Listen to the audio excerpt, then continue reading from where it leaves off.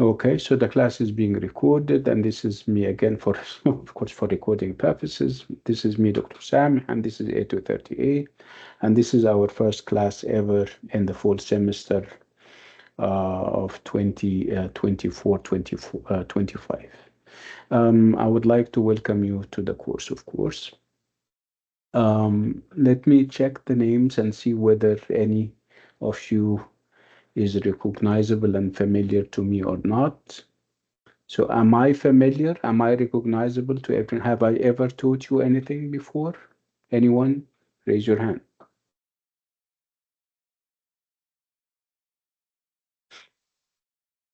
Yeah, Nagwa, Fahmi. Did I teach you before? Yeah, Nagwa. I think we know you. No, Yeah, I know you from before, but I never taught you anything before, right? yes, we know each other from the writing center, but this is the first time I have a lecture with you. Inshallah, it's Yeah, gonna be a good one. inshallah, it's my pleasure. Anybody Thank else? Anyone and everyone?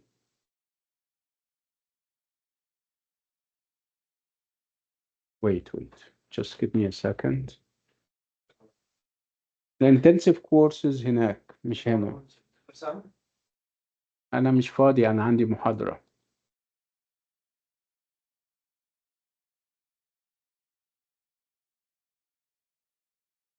Mm. Sorry for that.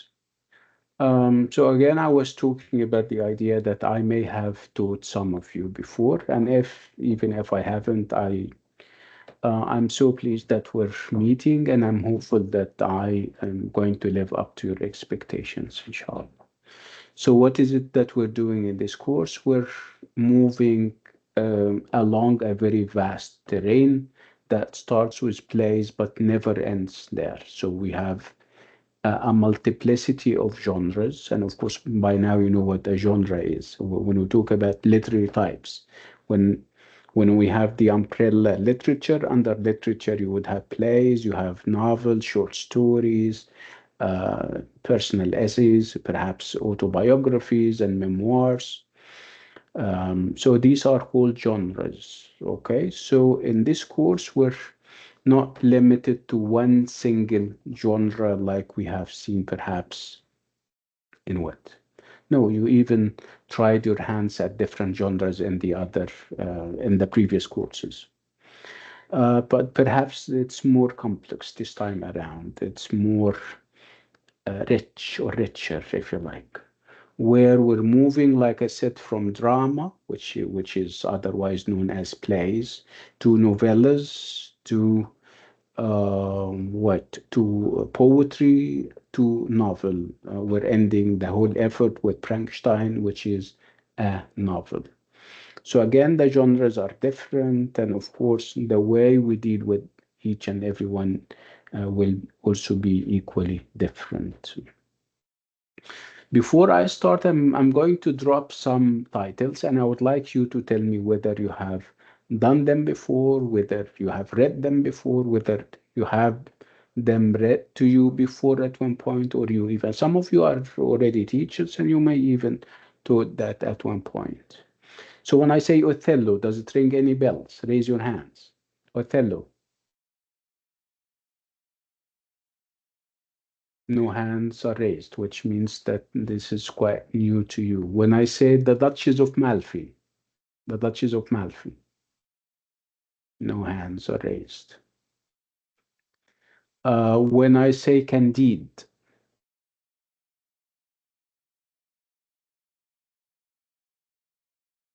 when I say Wordsworth, and obviously Wordsworth is a poet, is a romantic poet.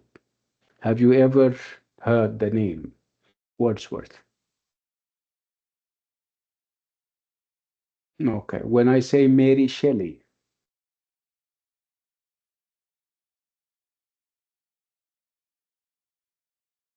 Reem Mubarak. So, yeah, go ahead, yeah, Reem. What should I talk about it? I don't know. I mean, you're raising your hand. Why are you raising your hand? Because I know the name. It's a book or a novel, right? What is it? Because I mentioned so many things. Mary Shelley. Mary Shelley. Yeah, Mary Shelley, you know the woman, right? Yes. Nice. Nice. Very good. Okay. Okay, when I say Frankenstein, I'm sure this is now a household title.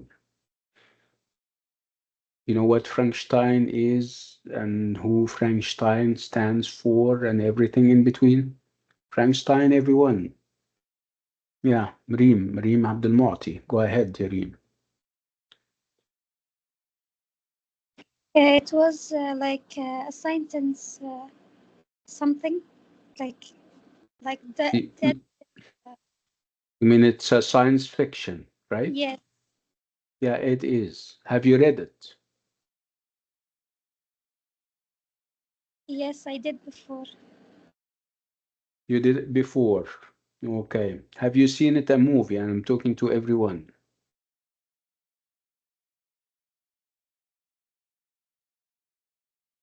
So when I say Frankenstein, what kind of feelings do you have? Because it may stir certain feelings. Happiness, fear, intimidation. Frankenstein. Wow. Okay, we'll talk about that too. This idea of He wow. was ugly. Yeah, go ahead, Yarim. He was ugly. Yeah, it was. Yes, nice. Okay, bye. Let's take them one at a time. Um, Together with these different, yeah, absolutely, fear and sadness and everything in between.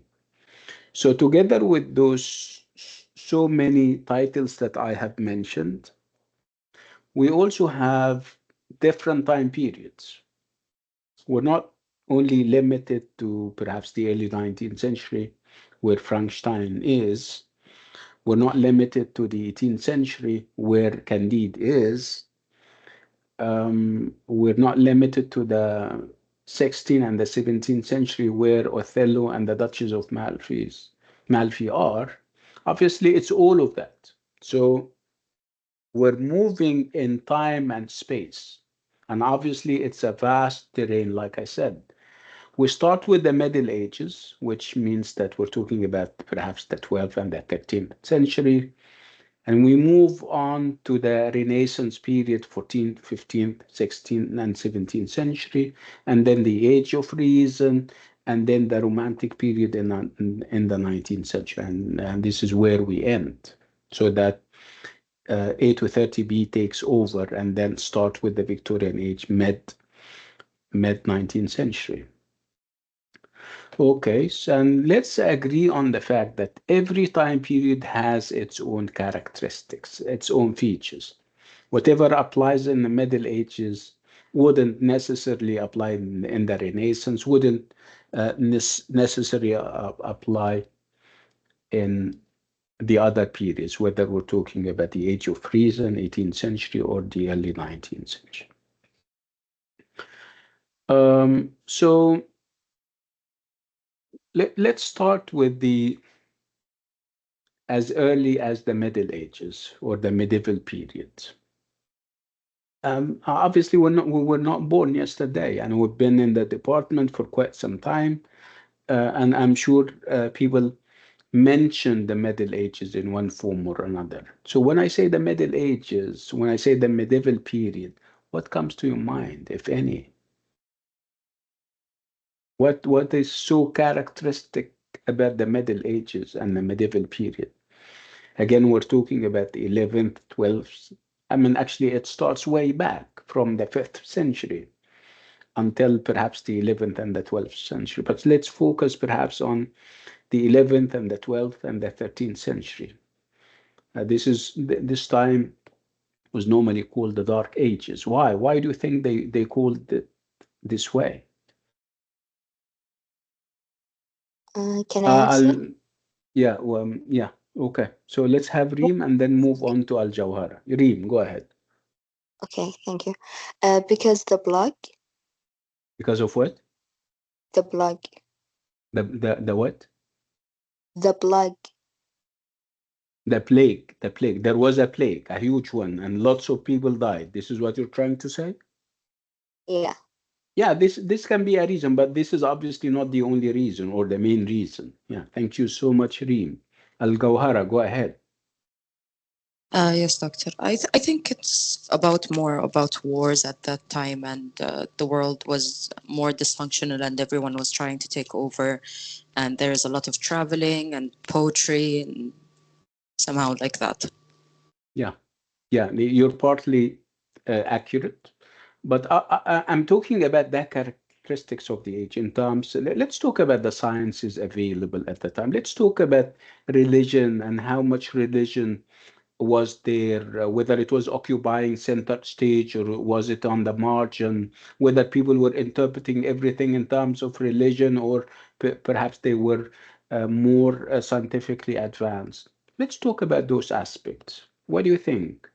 I You think think, yeah, they were more religious, yeah, quite different than our time. Everything that happens, they have to connect it to the religion.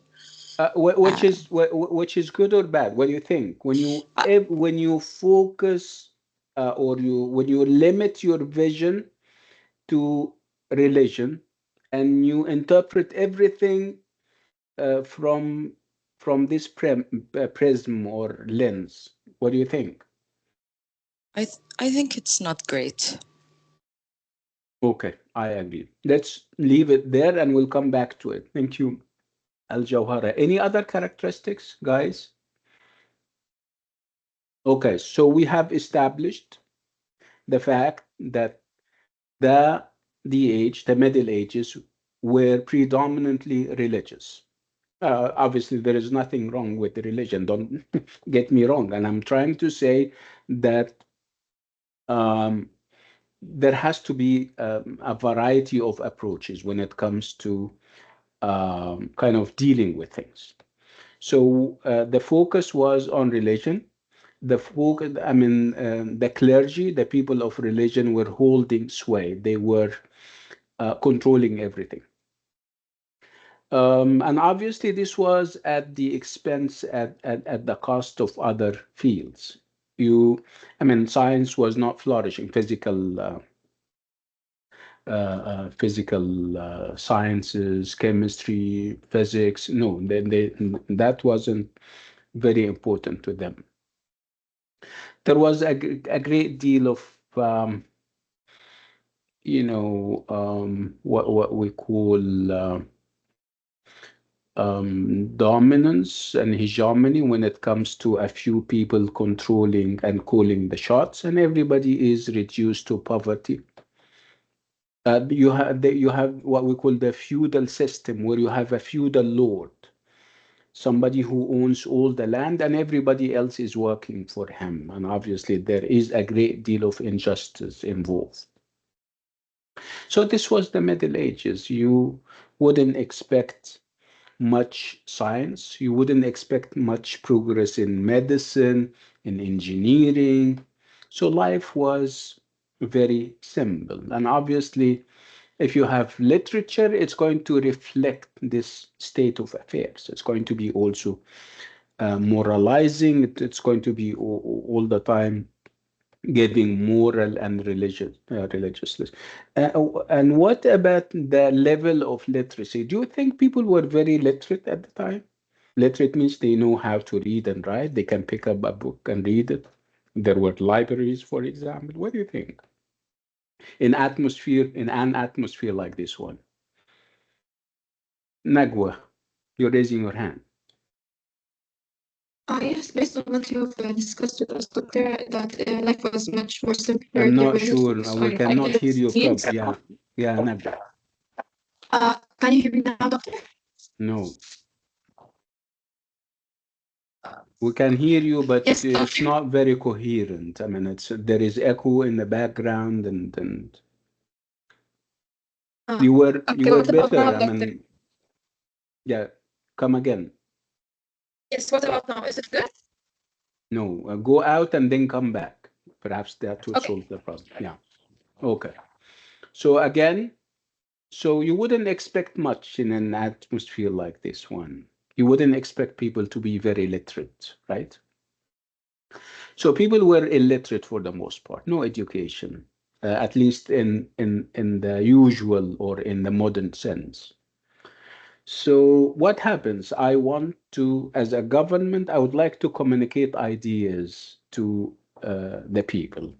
I would like to tell them about the laws and the rules and regulations, what to do and what not to do. What should I do if people are, for the most part, illiterate?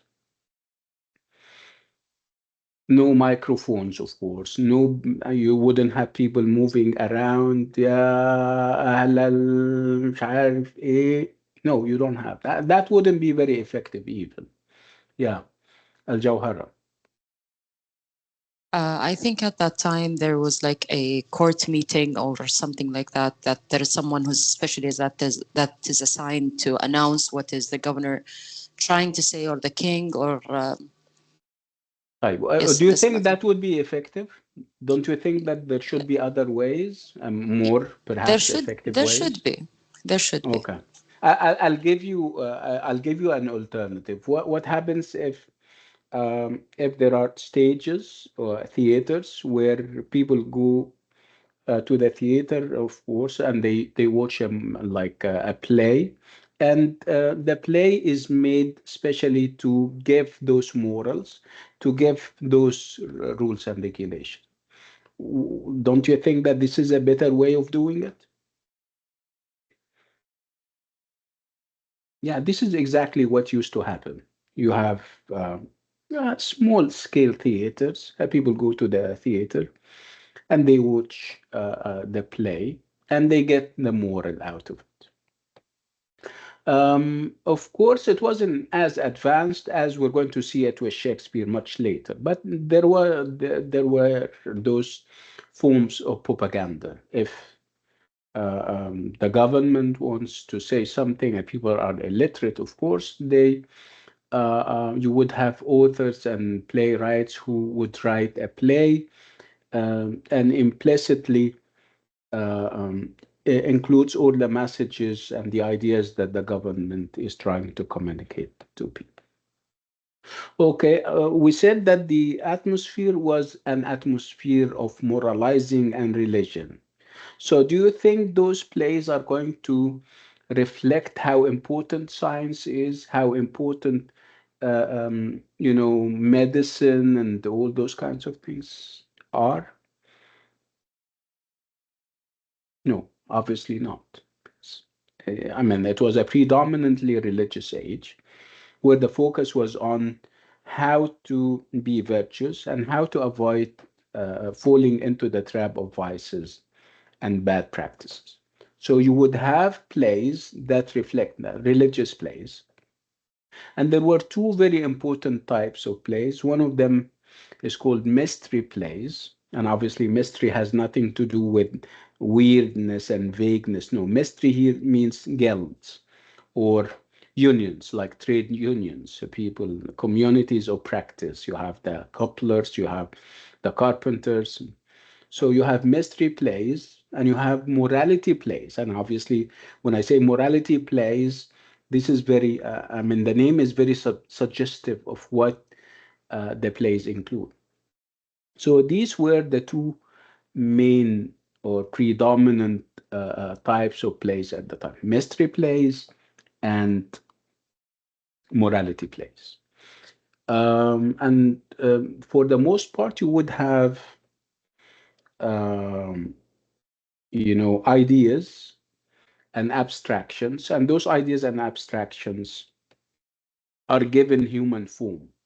You have characters playing those ideas and abstractions, like the idea of evil, the idea of goodness, and then you have human qualities like generosity, what else? Kindness, mercy, justice, and they are given human uh, uh, um, embodiment on the stage. And of course, on the other hand, you would have vices like avarice, like greed, like hatred, and they are also presented. And of course, you have the conflict between the good forces and the bad forces.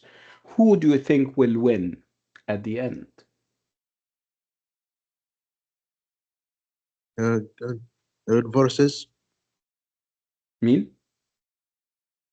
the bad? You mean the good forces, right? good. I mean, Yeah, the good. Yes, good because forces. you're giving a moral lesson. So if you have the bad or the evil forces winning, obviously this is not giving a good lesson to people, right? So you're trying to tell them that do good and you're going to win eventually. Okay, Yes. which is not normally what happens in life, unfortunately, but at least this is what is happening in the Middle Ages. So fast forward, we're going to move to another period that we now refer to as the Renaissance or Renaissance. I mean, the two pronunciations are correct. So Renaissance or Renaissance. What do we know about this? When I say the Renaissance, when I drop the term, does it ring any bells at the back of your minds? Yeah, Nagwa. Yes, doctor. Is my voice clear now? Absolutely clear.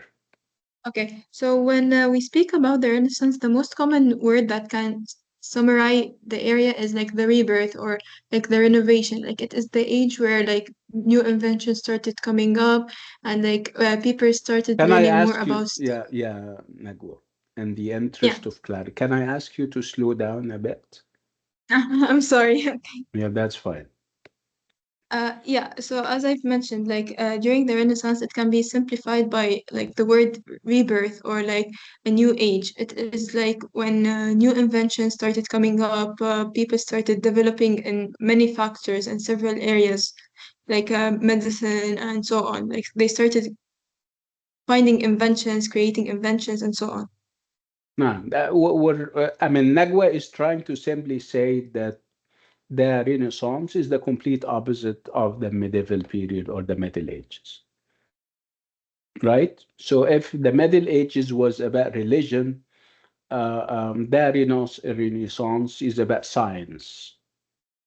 If the Middle Ages is about um, decadence and rigidity, the Renaissance is about the elevation of our power of reason, the elevation, and I'm stressing and attaching importance to um, science and the exploration, whether in science or even moving beyond the European continent and exploring new geographies and new countries and new continents. If the Middle Ages was about the Catholic Church, the Renaissance is about the Reformation, Martin Luther King, and the appearance of new uh, sects or new Christian denominations like Protestants and Calvinism and other stuff. So obviously, the Renaissance is good news because you have diversity now. You don't read everything and interpret everything from one single angle of vision, which is religion. Obviously, you're more open-minded now. You're more open to new ideas, and those new ideas can be about governance, can be about regulating life, building and constructing and promoting the sciences and sponsoring people and all those kinds. So if and by the way, even the word Renaissance is uh, in and of itself very interesting. If you're familiar with French, you would feel that it is of a French origin, which is true. So how many of us speak French or a little French? Let's doesn't have to be you know full scale French. If you speak French, raise your hand. Okay, so none of us speaks French, which is fine. So the word Renaissance means rebirth. So rebirth means that obviously you're reviving interest in something. There is an upsurge in something. Something was laid buried. Somebody was not spoken about, and then you came and you tried to give leads to it, like they say. You tried to revive interest in it. So this is exactly what happened with the people in the Renaissance. They said, we have had enough with the Middle Ages, with its rigidity, with its fossilized ideas. We don't want that anymore. So we're starting afresh. So we need something to build our civilization and culture on. And obviously, the Middle Ages is not the best model and the best example. So where else would we go? Okay, so we're going to skip the Middle. We're going to go all the way back, but not to the Middle Ages. We're going to skip over the Middle Ages and go to the Greeks and the Romans. This was even before Christianity. We're talking about the time before Christ and before Christianity. قبل الميلاد. Okay, and during that time, there was a thriving and a flourishing civilization that we call Greek civilization, and then the Romans came after. And you yourselves have done something like that when you did AA 108. Do you still remember people like Plato, Aristotle, Socrates? Do you still remember those guys? Yes. Yes. You do, right? Did you ask yourself which time period they belong to? Do you know that they are Greek?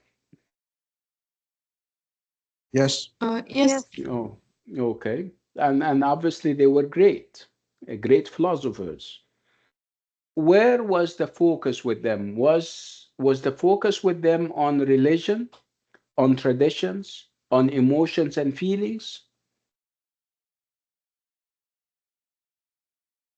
Emotions and feelings, like sense of self and why The someone would focus was exist. here. The focus was on the mind, the importance of the mind. Remember, somebody like Plato, and he said that I wouldn't accept tradition unless I am convinced. And how do you get convinced? If I want to convince you, I'm not going to play on your feelings, of course. I'm going to address your power of mind, right? So, Greek civilization and Roman civilization was about using the mind. And with the mind, you can do so many things. You can go as far as the moon, right? You can make cars. You can make computers. You can do all of these things if you use your mind, obviously. So this was the Greek civilization that the people in the Renaissance went all the way back. They went there for inspiration.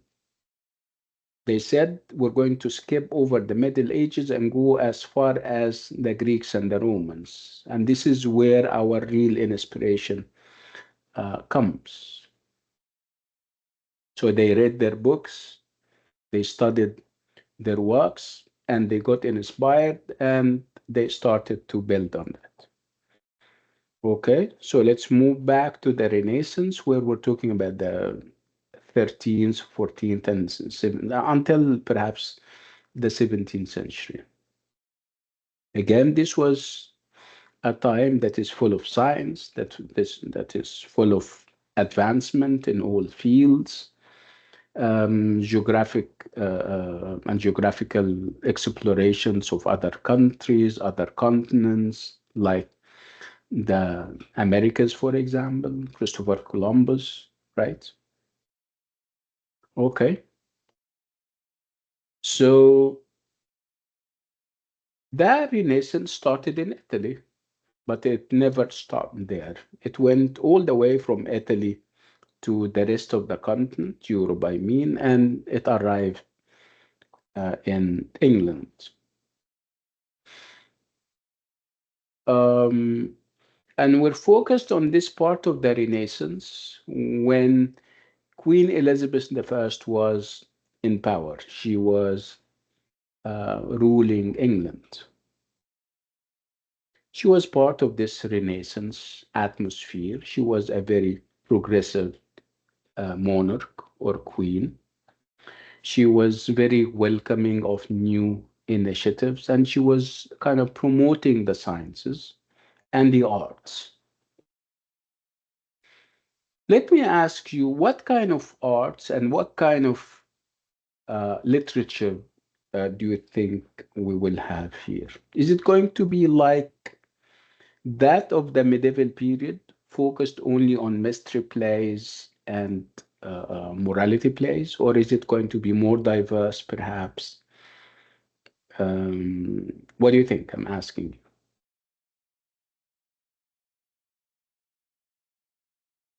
Nagwa, go ahead. I think it's gonna be more diverse, and it is according to what we've took in previous courses. Because now people have the freedom to think, they have the freedom, like with the many inventions that has been going on, they like now can be creative more. They can also look back according to what you've mentioned to the Greeks and their works and take inspiration. Some of them took inspiration from various Okay, like fields. very good. So what do you, I mean, when it comes to literature, they took a very important thing from the Greeks, which what we call tragedy. They took the framework or the dramatic framework that we call tragedy. Okay. So what is a tragedy? I'm not talking about the dictionary meaning of the word tragedy, suffering and agony and everything in between. I'm talking about the technical term. When I say, but because you have done that when you did Dr. Faustus, for example, we said that Dr. Faustus is a tragedy. So, what are the common features of a tragedy? When I say, let me give you this. When I say that one of the plays that we're doing, whose name is Othello, is a tragedy. So, what do you expect to see in Othello, technically, if it's a tragedy? Raise your hand. Talal. I when I hear the word tragedy, what I expect to see it from is a story about a doomed protagonist who tries to avert uh, a coming doom upon themselves or others, and end up either being the cause or or Okay. running it Yes. running it first into further tragedy. Okay. Thank you, Talal. Yeah. Yeah. What else? Nagwa. Yes, tragedies are usually all about sorrow, unhappy emotions, sadness, and so on. And unlike the other genres that we are used to, which end in happy endings, like tragedies do not have that theme focus. Like they don't usually end in a happy ending, or like the good side does not always win in them. Yeah, that's true. Yeah. So we'll have time to talk more about what a tragedy is in terms of the trajectory of the play, how it starts, how it develops, and how it ends. We'll talk about it. But for our present purposes, let's focus on the idea that there is obviously more to tragedy than just the suffering involved. So it's a technical term, and it has its characteristics, as we're going to see. So what I'm trying to say here is that of all the other dramatic forms, the people in the Renaissance, especially in England, chose the the framework of tragedy for most of their plays. Okay, طيب. So didn't we have a tragedy? I mean, tragedy is drama, obviously. So didn't we have other genres like poetry, for example?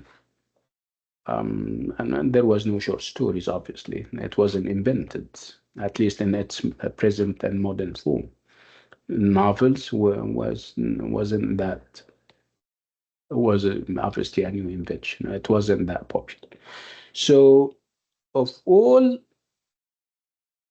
the genres, drama stood out as the most popular. So everybody was writing dramas. That's why you have so many names that some of you're even familiar with some of them. When I say Shakespeare, when I say Christopher Marlowe, when I say Thomas Kidd, when I say Webster, Congreve, these are all, of course, they come from different decades and ages, but they seem to be all agreed on uh, um, the choice of drama and the choice of tragedy to write their stories in. Um, so a tragedy was the dramatic form of choice. Um, okay, so you have a playwright or a dramatist who is writing and operating in this progressive atmosphere. He or she, no, not so many she's around. The only one that will have perhaps later is Afra Penn, and we'll talk more about her later. But predominantly, this was a male-dominated field. I'm talking about drama. So tragedies were written. Um, let's talk now about the themes. And obviously, the themes are not as religious as they used to be in the medieval period and the Middle Ages. They are more secular. They discuss the concerns of people and address them. There is an aspect also that caters for the needs of society when you talk about the system of government, when you talk about hierarchies in society, when you talk about respect for the laws of the land. So these are also themes. And some of the themes are also universal. When you talk about the theme of love, when you talk about cross-cultural marriages, if something like this existed, or the lack thereof, and if there were attempts at that, and whether those attempts were successful or successful or not.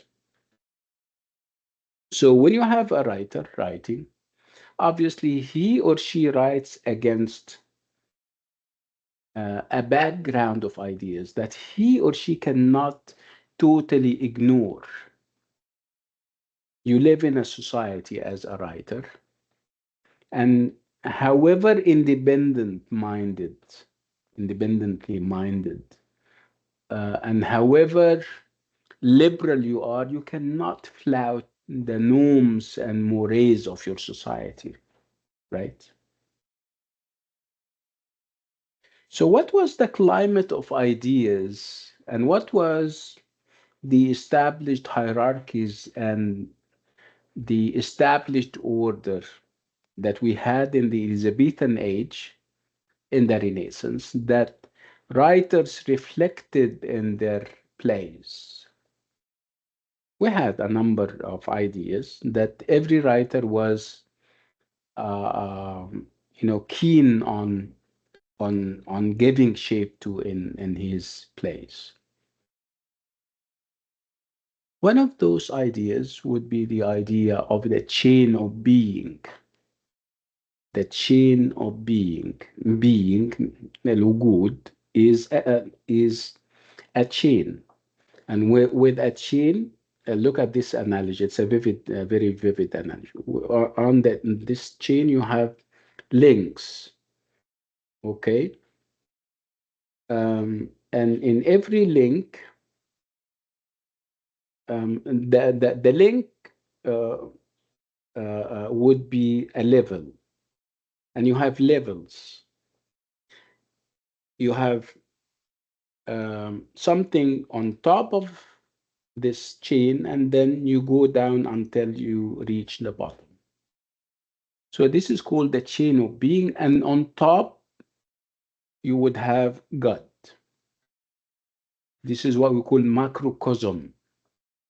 You would have God on top of the chain, and then you would have the angels, and then you would have human beings, and then you would have animals down to dust. So if you have a chain of being and it is divinely ordained, it is invented and created by God. But do you think you can go up or down? This is a hierarchy, تسلسل. This is a hierarchy ordained by God. We were born and we were told that we have this hierarchy. Do you think you can change as a human being like Dr. Faustus did? What did Dr. Faustus want to do? Where is He Dr. wanted Faustus in or on the chain? Is he on top or in the middle as a human being? in the middle In the middle. What do you think of him trying to go up to the top? as Is a that good? No. No. Yeah. It's what we call a transgression. Transgression is a violation or a breaking of a law. Is he allowed to do that? No. no. No. No. Okay. Would he, I mean, if he tries, would he go or get away with it? No. No. What No. happened? Remember what happened to him at the end? He died. He died. Obviously, it's not only death that he had. I mean, it was a tragic kind of death where the devil came and took away his soul and he was damned. It's because of his transgression. He wanted to be another god on earth. Yeah. Okay, so he is disrupting the chain, and nobody is allowed to disrupt the chain, right? So Yeah. correspondingly, so you have this, what we call a macrocosm. You have another microcosm on the level of a country where you have the king or the queen on top. And then you have perhaps princes, nobles, ministers, ordinary human beings. And then you go down and down. What do you think? There is obviously a correspondence between the macrocosm when we talk about God and the angels, and you have the king or the queen on top, and you have the nobles, and you have the ministers. So, what do you think if you are in the middle? You're an ordinary human being. Do you think you can go up?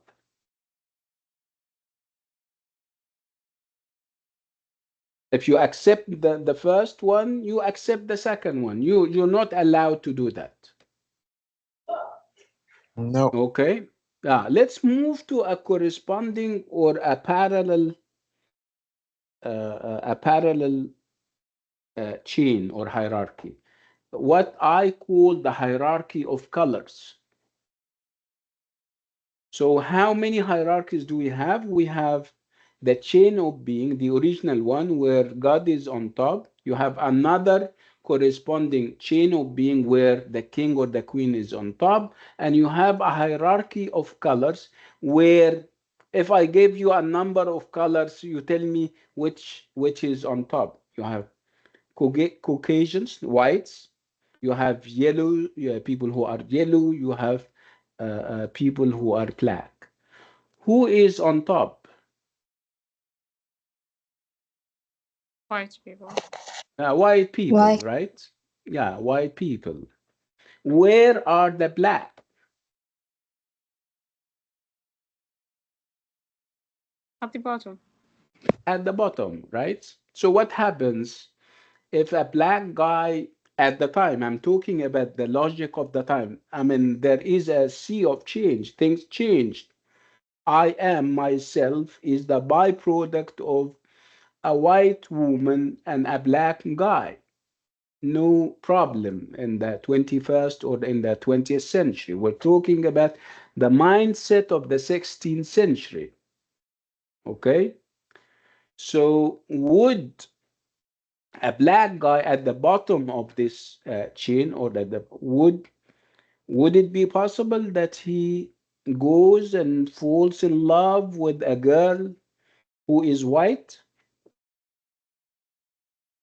according to the No, logic of the time? No. no, So what happens if they insist? Would they get away with it? No. Absolutely not. And this is what Othello is all about. Othello, the play that we're doing, is simply about that. You have Othello who is black, and you have Desdemona who is white. Okay, what happens is they fell in love, a usual occurrence, and obviously there is nothing wrong with that. But they fell in love at the wrong time and at the wrong place. Okay, and you go figure what will happen. This is what, and I don't want to spoil the play for you. Okay, we have another play where we have a duchess. Duchess is the equivalent of a queen. In Italy at the time they didn't have queens and kings. They have duchess and dukes. We have a duchess and she is ruling um, um, a dukedom or a place called Malfi. Obviously, she when we see her for the first time, she is without a husband. He died. Um, okay, she wants to get married, and obviously this is absolutely her right, right? So when she gets married, who do you think she should get married to? Should she go down in the hierarchy and get married to an ordinary person according to the logic of the time? No. no. No, No. no, right? So what happens if she insists?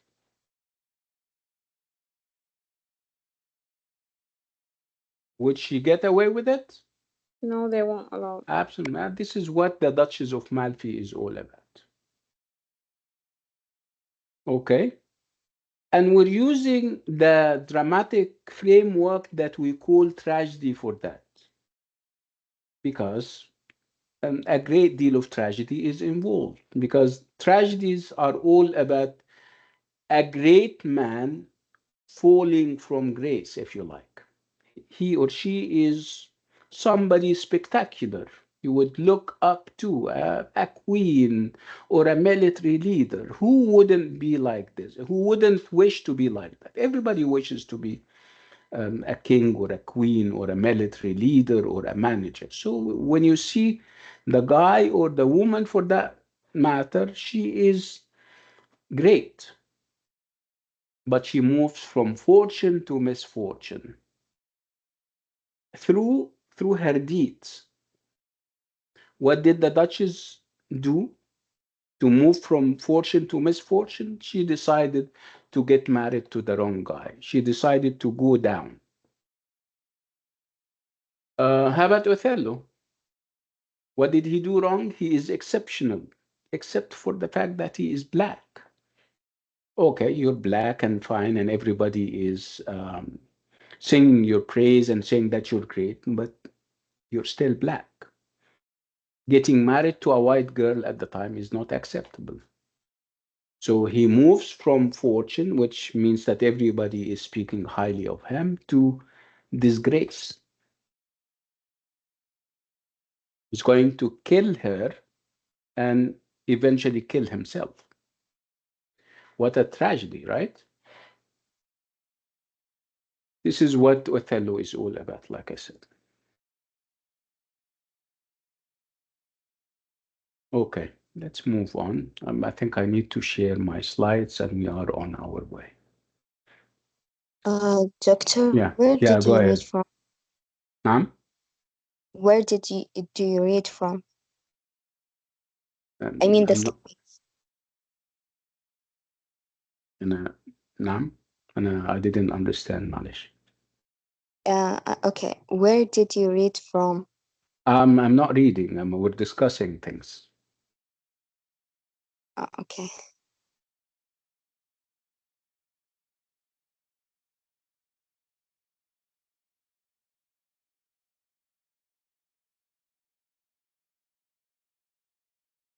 So these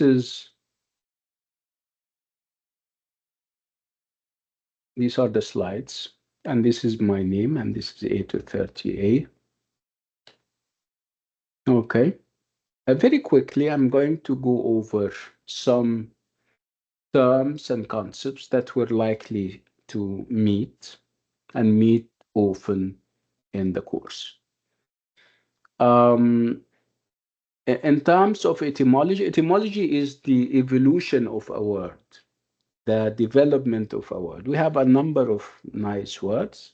When I say, for example, Renaissance, if you still remember, I said Renaissance is this time period and this educational and cultural movement that started in Italy in the 13th and the 14th century, where there was this revival of interest in ancient Greek and Roman literature, philosophy, learning, and everything in between. And we said the word Renaissance itself means rebirth. And so, what is it that they were trying to give birth to again? It was Greek and Roman learning, whether it's literature, the arts, sciences, philosophy, and so on.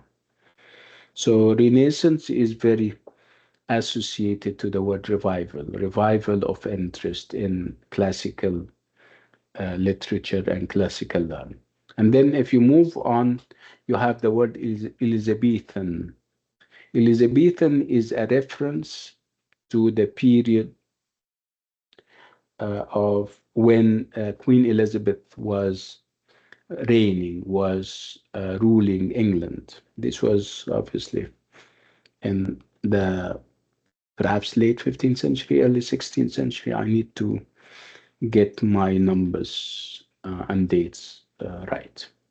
So we normally have this Elizabethan age, and this is the time when people like Shakespeare and Christopher Marlowe and Thomas Kidd were operating and were writing their plays.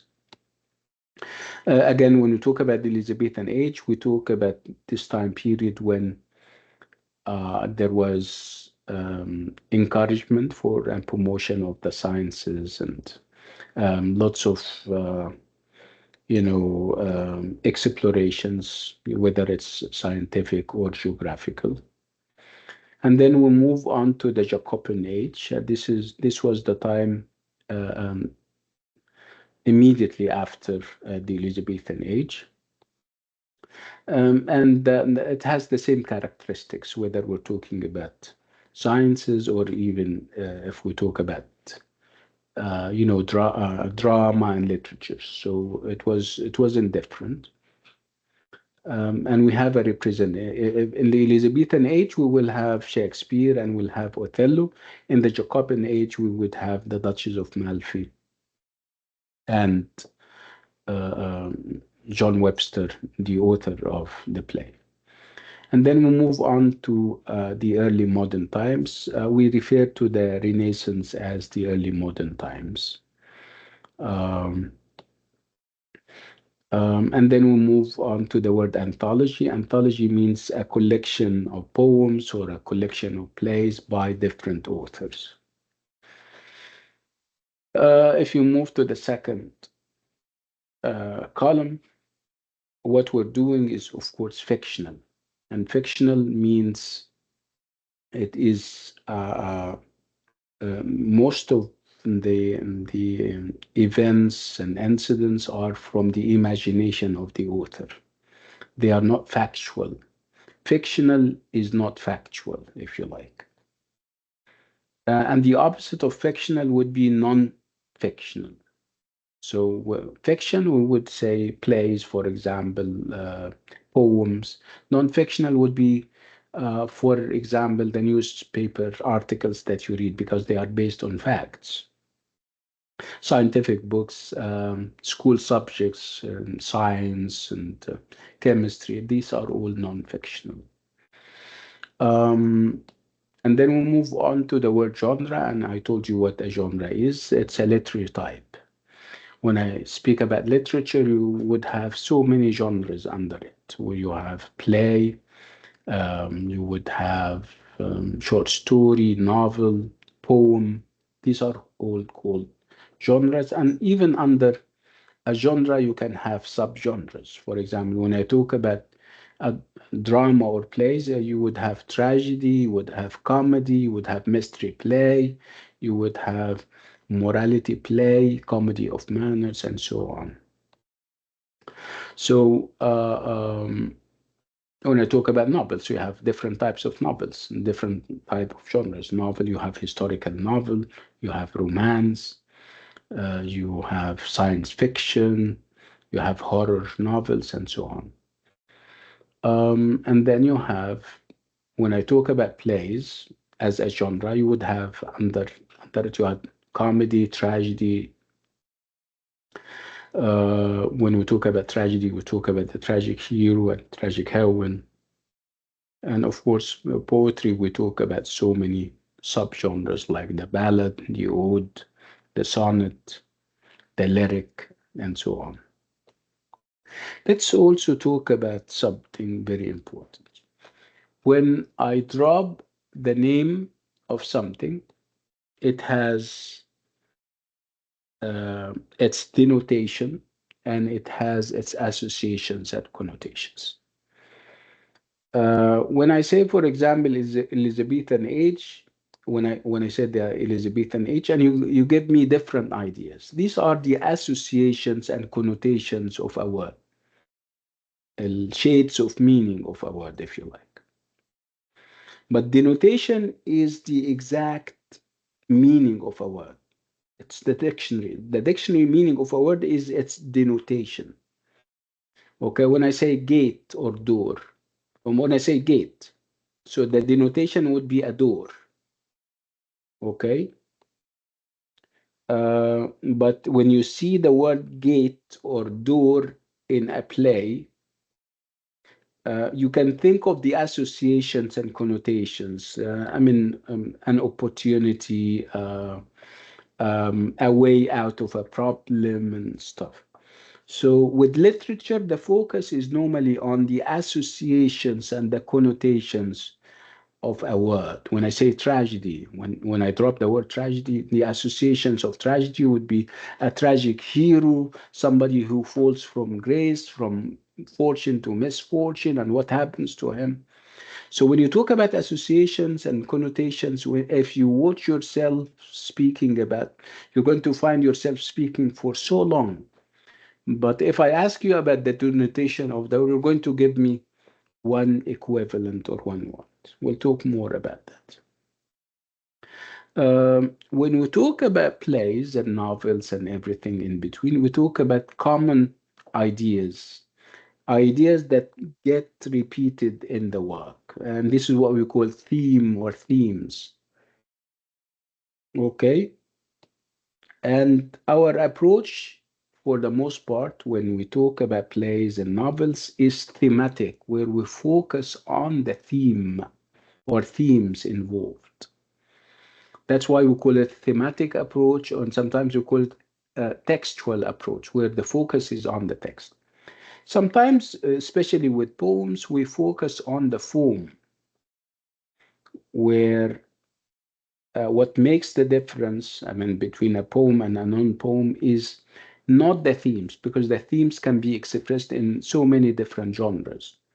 But what makes poetry unique and distinctive would be its form, the rhythms, the rhyme scheme, the imagery, and everything in between. Let's move on.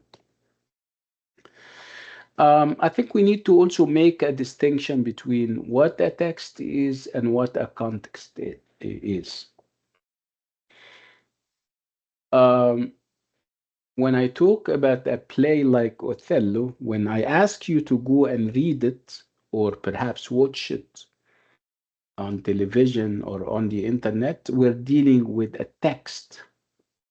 Whatever is written, whatever is seen, whatever is heard, we call it a text. So what about context? What do you think context means? Let me see hands. What do you think a context is?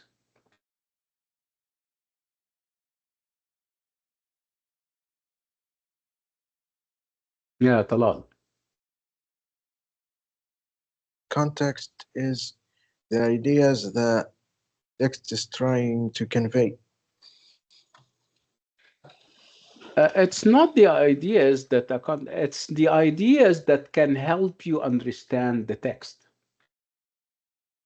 Obviously, a text is not created in a vacuum. You, as an author or as a writer, you get affected and influenced by the climate of ideas around you, in your country, in your age and time. So, context is all of this, the ideas that you live with in society. So, so you have the text and you have the word con. Even the word con means surrounding. So the ideas surrounding a context. I'm sorry, a text. وفاء. It's the background or situation around Yeah, the it's text not that only one helps situation. Yeah, it's the background of the age, the times. Okay, so which means that, do you think we can read a text without its context, without knowing about the times in which it was written, about the people and the age, the climate of ideas, the philosophies, the established order and established hierarchy? Do you think we can do that? Nagwa. We can read them, but we wouldn't get the entire idea or the theme of the things that Yeah, we're gonna read. The context plays an important part in understanding what was written and why it was written. yeah, yeah. It gives you insights. I mean, it can inform your knowledge about the text. It can help you understand the text more. There is, of course, an approach in literary criticism where people focus only on the text. And this is what we call formalism or Russian formalism, where they focus only on the form and the structure of the work, especially if it's a poem. You say, don't go and read about the author and his life and his family and his age. No, focus on the poem. This is called Russian formalism, and it's called new criticism. This was like an early 20th century phenomenon. I think people went back to the old system of reading about the author, about the age, and everything. And our approach is actually thematic, is actually rooted in the idea of knowing about the age, the background, and everything in between. So this is how important the context is. That's why when I started, I didn't start right away with Othello, right? Did I start right away? Or Perhaps I furnished the background to Othello. I spoke to you about the Middle Ages. I spoke to you about the Renaissance and what happened during the time and the climate of ideas. So that when you go to Othello, you have a clearer picture. You can connect the dots, right? Nice, good. Yes.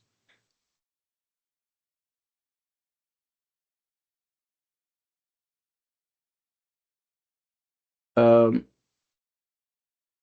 so we're talking about the treatment of love and death in Elizabethan and Jacobean drama through two representative plays. What are those plays that we're dealing with in the Elizabethan and the Jacobean age? We're talking about Othello and the Duchess of Malfi. And I spoke very briefly about them in terms of whether they follow the rules of the time or whether they transgress against those rules. And obviously, we have said that they don't follow, right? So it's Othello and the Duchess of Malfi that we're doing. And what do they have in common? Both are tragedies. Both have characters who marry beneath their rank and status. This is the main idea. You have people, you have characters who marry beneath their rank and status. Okay, so when you talk about Othello and we talk about this hierarchy of colors, so obviously Othello is at the bottom because he's black, and Desdemona is on top because she is white. She is European and he is African. He is from North Africa. So um, the tragedy stems from the fact that they insist on getting married. And obviously, society wouldn't allow it. They get married, fine, but they wouldn't follow through until the end. We'll see how society interferes. How about the Duchess of Malfi? The Duchess of Malfi is on top as a queen, and Antonio, one of her stewards, somebody who works in the court, in her royal court, he is a low-born. She's, of course, a high-born, and he is a low-born. What happens? She decides that she loves this guy and she wants to marry him. Obviously, a huge mistake. And obviously, they have to pay for that. And pay they did very dearly, as you're going to see. Lots of suffering and tragedy and bloodshed.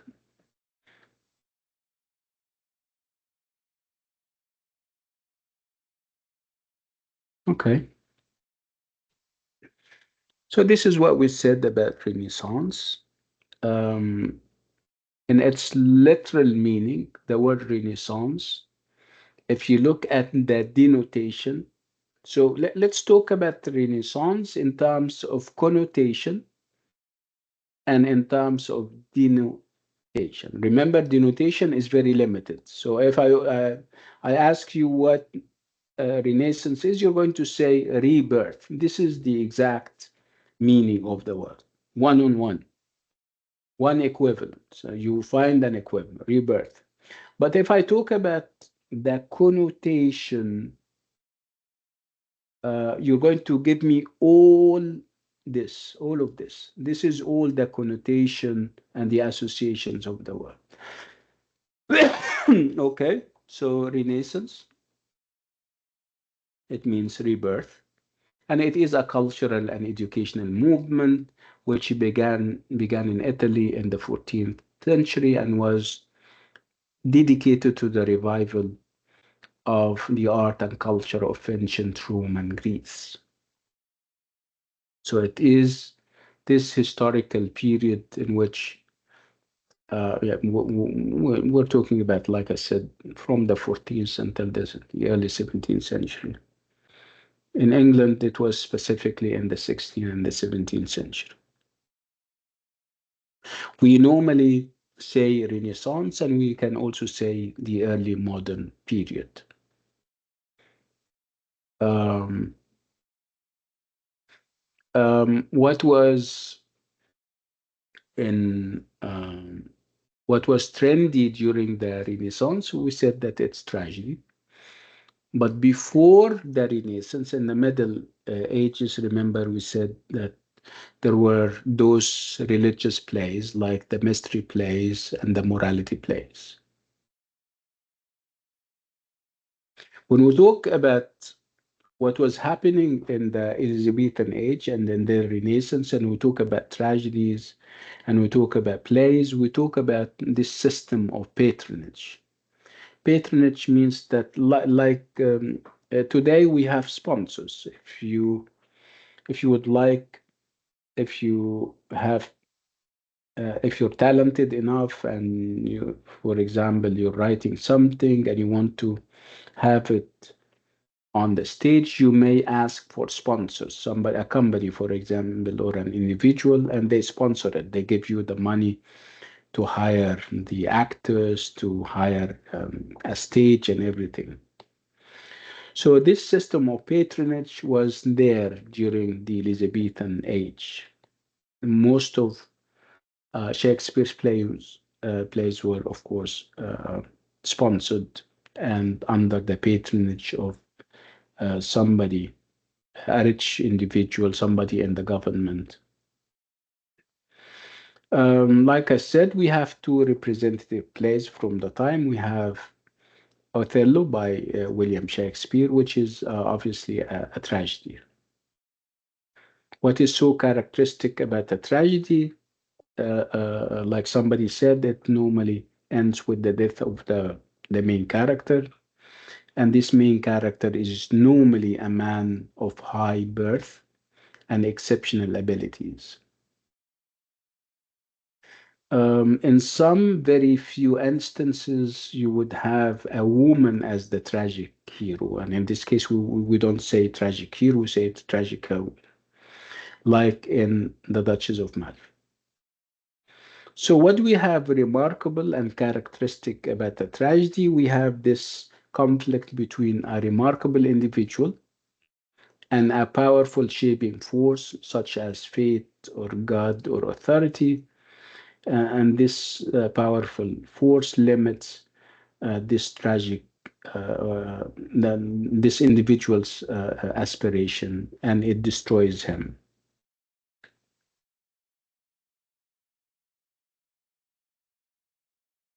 What else do we say about Othello? We say that it is a revenge tragedy and a domestic tragedy in one. So what do I mean by? Let's start off by talking about the play or this tragedy as a domestic tragedy.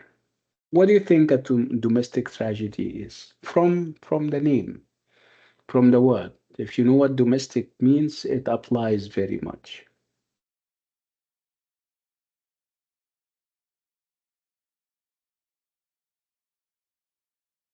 Domestic tragedy. What do you think are the concerns in a domestic tragedy? I need other people, يا جماعة. I need to have, yeah, Shaden. Yes, a domestic meaning in a marriage or in a Yeah, relationship. yeah, it concerns the family. Yes. And the family can be a father and his kids, it can be a man and his wife, a woman and her husband. Yeah, this is actually what is happening in Othello. We can call it a domestic tragedy because we're talking about the concerns of people within the family. A man, Othello, and his wife, Desdemona. A woman, Desdemona, and her husband, Othello. Okay, so this is, if we call it a domestic tragedy, which it is, we can also call it a revenge tragedy. What do I mean when I say that Othello is a revenge tragedy? Shadon, can you drop your hand?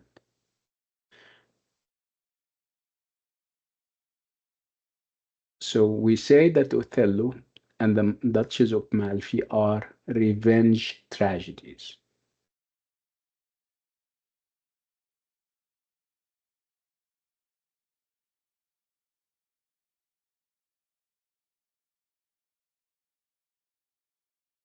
Nagua.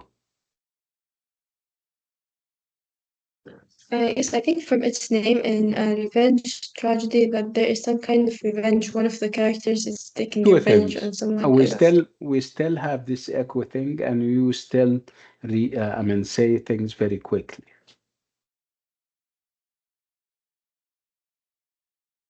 Is it clear now? Yes.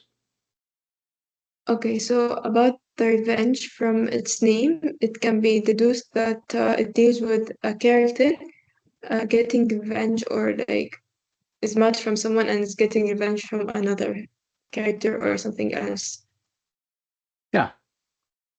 So as the word or the phrase suggests, it's about revenge. People are taking revenge from each other. Yeah, it is rightly a revenge tragedy, but revenge tragedy has also features that get repeated in all the revenge tragedy, and we'll talk about those uh, kind of uh, elements and features.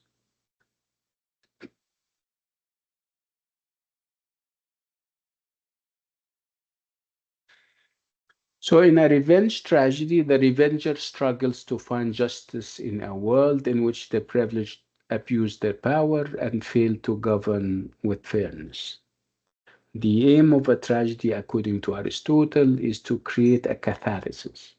So, catharsis is to purge or cleanse you as a member of the audience of strong emotions, so that when you leave the stage, you or the theater, you feel relieved.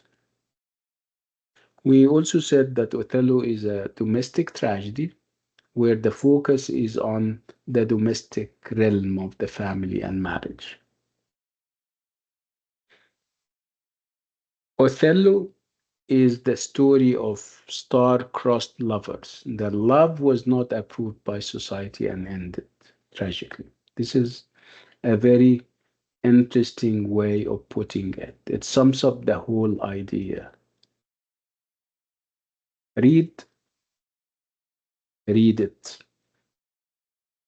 and think about it. Othello, the play, is the story of star-crossed lovers. Their love was not approved by society and ended tragically. Do we know why their love was not approved by society? Do we know why it all ended tragically? Do we know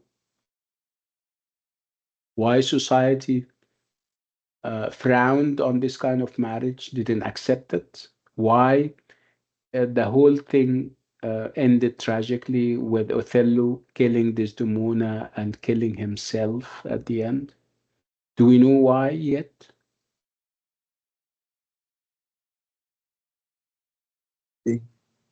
Yeah, well, I think we know. Yeah, go ahead. Because of Yeah. racism and Yeah. So the racism, yeah, jealousy. yeah. Go ahead. That's it. Okay. Nagua? Yes, it's because of the chain of being and the hierarchy that was listed by the authority. Yeah. Okay. Right, let's move on. So Othello is the story of star-crossed lovers. Obviously, this is a reference to the fact. Can we think of a synonym or a word that has the same meaning? Star-crossed. When I say that they are star-crossed lovers, obviously there is a reference to the stars and the idea of luck. Do you think when I say star-crossed lovers, I mean that they are lucky or perhaps the opposite? Yeah, Reem, the opposite, right? It means like they are soulmates or they're meant together, so they found each other. No, it means that they are not very lucky, They're far fortunately. from each other. Yes. So with tragedies, the focus is on upper classes, and marriage in these classes was a political and economic transaction. The desires of the bride and bridegroom meant very little. That's why the whole marriage project of Othello and Desdemona was wrong, because they didn't look at society and what society expects of them. So during the time, if you're an upper class member and you want to get married, you don't go and choose your own partner. No, this was not accepted. You go to your mom or your dad, and your mom and dad are going to choose for you. So your desire as a bride or as a groom meant very little. So the play Othello questions the nature and function of marriage and the social boundaries and expectations of society. So you would have this clash between marrying for love and marrying as a transaction. So if you marry for love, it means that you're defying something, you're challenging something. So obviously, you're challenging the family's authority. So whether you marry for love or you marry outside your own race or class, and obviously we have all of that. And obviously you will not get away with it. So what do we have here?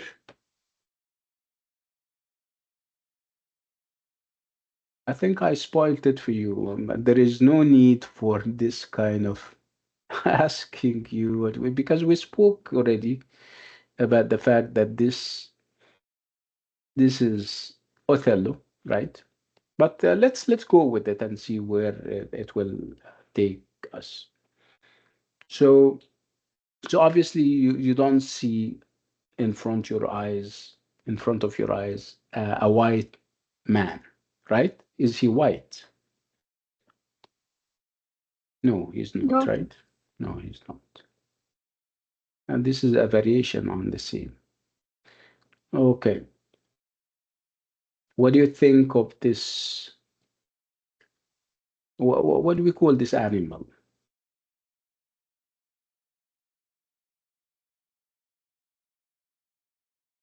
Goat. I don't know. And this is a goat, and the goats are normally smarter than that. We call it a ram, and I would like you to check it up. Ram. But obviously, there is nothing wrong with having a goat. But what do you think of this special goat? What kind of feelings do you have when you look at it?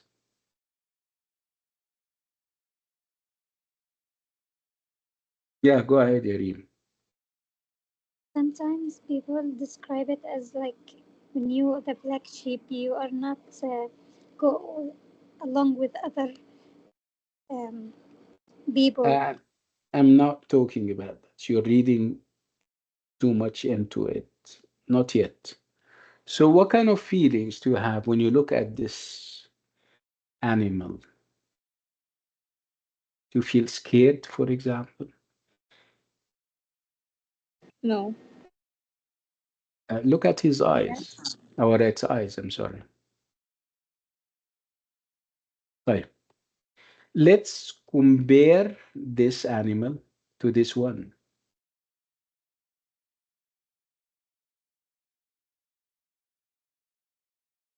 Which of them is more comfortable to look at?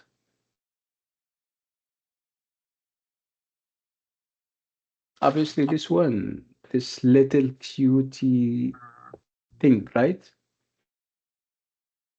Yes, there is يعني big difference between them. Yeah, absolutely, That one big maybe gonna difference. hurt me, and this one Yeah, very maybe cute, right? gonna play with You me. So cannot describe it any otherwise. It's very cute, right? Very meek, right? yes, A lamb. This is a lamb. A lamb. We don't pronounce the bah, of course. Okay. So this is how Othello is described, Othello the character in the play, and this is how Desdemona is described in the play. And we are told that they are or they got married.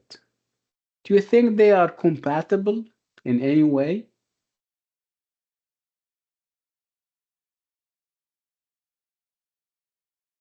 no, No, they are not, right? That's why, I mean, obviously, Shakespeare is trying to tell us look for yourself. They don't meet. They are not compatible at all. So when we have a punishment, you're going to say, yeah, this is natural, which is obviously not natural, right? So we're talking about impediments of love. What can be impediments from what we said? If I say that in one of the interpretations, Othello the play is about impediments uh, um, of love, or in the face of love. What could be some of those impediments? What's the meaning of the word impediments to start with?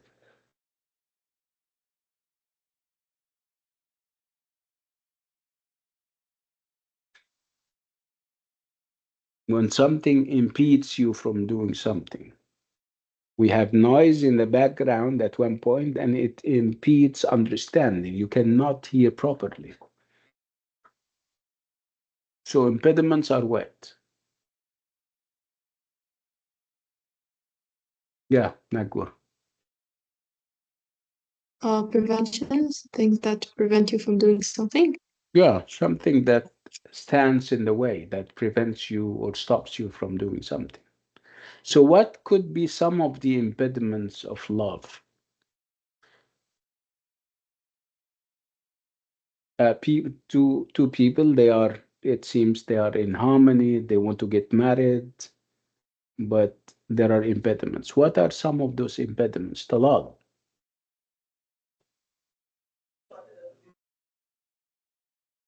One of those impediments could be Mm. infidelity No, and I mean, they are not married yet for one of them to be in a relationship outside this marriage. They are not married yet, and stigma. there are yeah, The,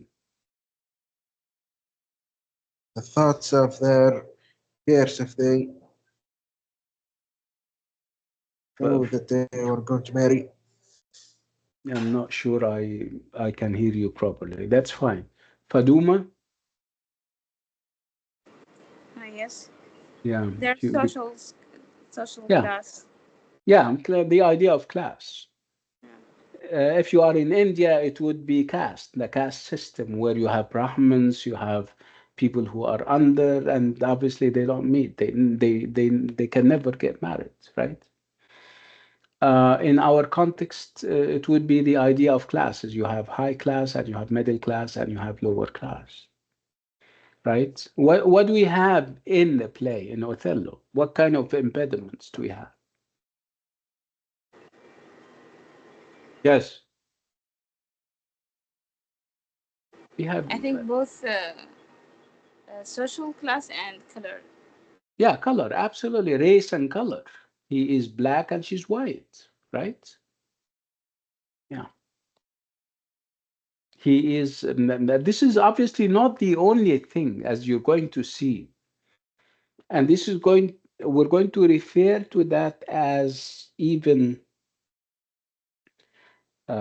insecurities and complexes that over the months and the years Othello is going to develop. He is a foreigner, he is not Italian like her, he's not European, he is not white like her, he is middle aged, and she's only like in her 20s and he is in his 50s perhaps.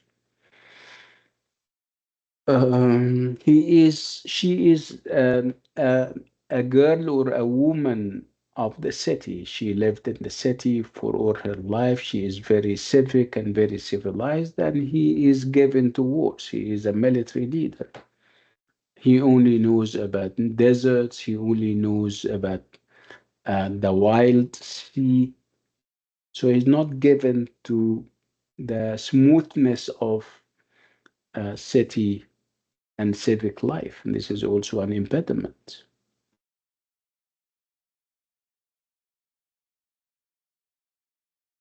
Okay, so Othello, and chapter 1 is impediments to love. Okay, so let's talk about the dramatic framework. We said that it's a tragedy, right? And tragedy is a play. You know what a play is? So what's the difference between a play and a non-play? A non-play can be a novel or a poem. What's the difference in terms of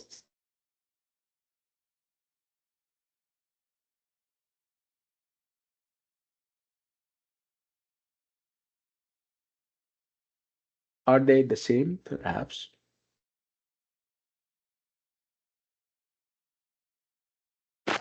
No, like Well, play as series. There's people watching you, and there's yeah. a character. Yeah, there are characters. We also Yeah. have characters in novels, but obviously in a play, what do we have in a story? Shadden. Uh, in a play, it's mainly a dialogue. Yeah, this idea of conversation or a dialogue, like Shadden is saying. Yes. Wafa? The play written for performance focus on action, and Yeah, novel written you can have action in a for novel. reading. No, I mean, if you say that it is plays were meant, for example, to be performed on the stage, I would agree, right? And again, the idea, like Shadin said, you have this conversation or dialogue.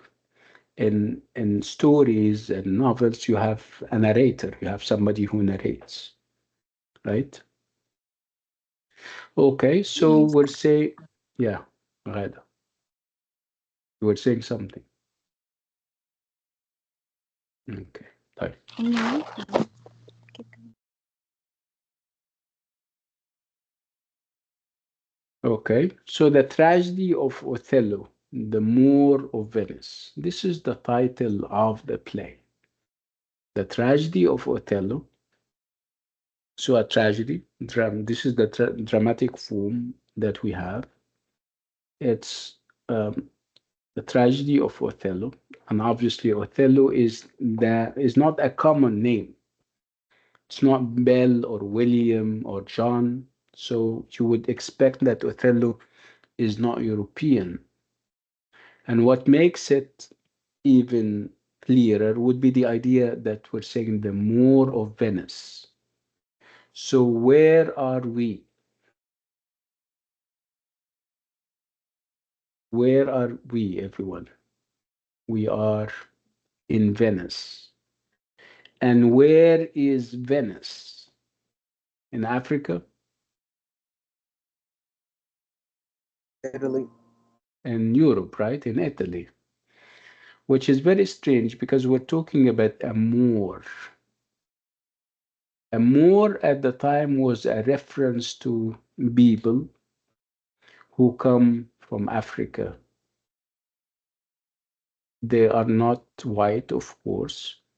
They have their physical features, which are obviously non-European. So isn't it a contradiction of terms to say the Moor of Venice? You don't say the Moor of Tunisia or the Moor of Morocco or the Moor of Africa, right? So right from the very beginning, you can almost tell that we are in for something big.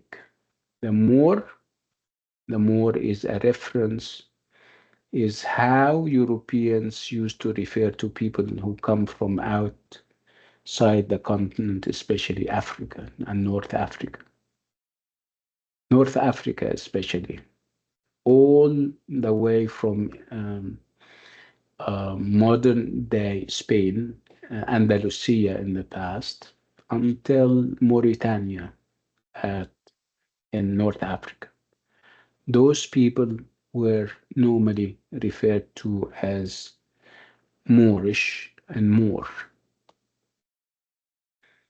So the tragedy of Othello, who is Moorish, obviously, because he is colored, and he is in Venice.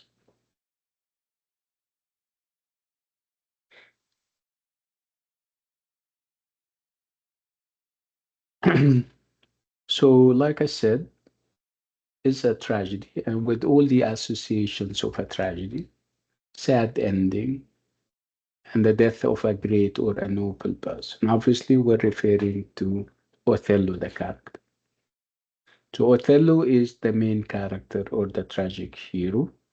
And like I said, when we say that he is Moorish, we refer to the fact that he is one of the inhabitants or the natives of North Africa, especially Morocco and Algeria. They used to refer to those people as Moorish and Moor.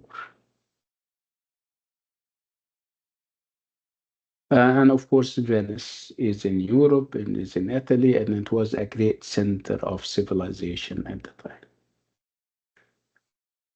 time.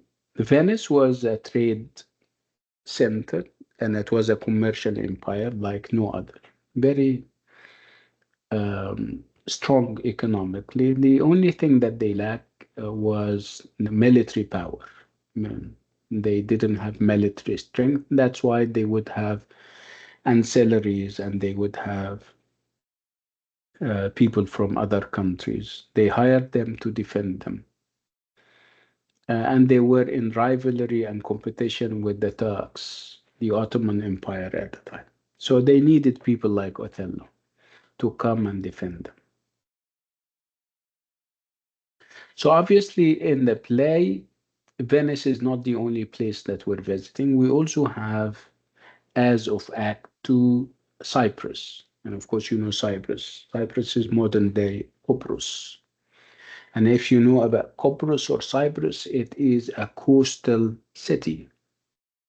It's a city where there is a sea. And the idea as of Act 2 is instead of waiting for the Ottomans to come to us and attack us, we are going to go to Cyprus and wait for them so that they don't come inland, they don't come to us. We attack them when they are still at sea. And obviously, this is not going to happen because the threat is going to disappear because there will be some kind of truce or agreement between the Venetians and the Turks, as we're going to see. So, of course, you know that plays are divided into acts, and tragedies are divided into 5 acts, and every act is made up of a number of scenes. Typically, in a tragedy or in a play, you have some kind of introduction or opening, and we normally refer to it as exposition. The exposition of the play normally has most of the characters presented, hence about them. The only character whom we cannot see straight away would be the hero or the main character, because authors and playwrights normally try to build suspense. They want to kind of stimulate your curiosity about the main character. So they keep him for some time. People talk about him so that you get excited about what kind of character he is. In the exposition, you also have hints about what may happen, hints about the problem and the if there is, or the issue the novel the play grapples with or discusses. And of course, you have most of the characters presented. Um, I think I'll stop on this note and I'll give you perhaps 5 minutes to reflect and ask me questions. So if you have any questions, come to the mic and share them with me. I think somebody created a WhatsApp group for us, right? Can you add me to this WhatsApp group? Did we create a WhatsApp group here or not yet? I think somebody said that she created one, right?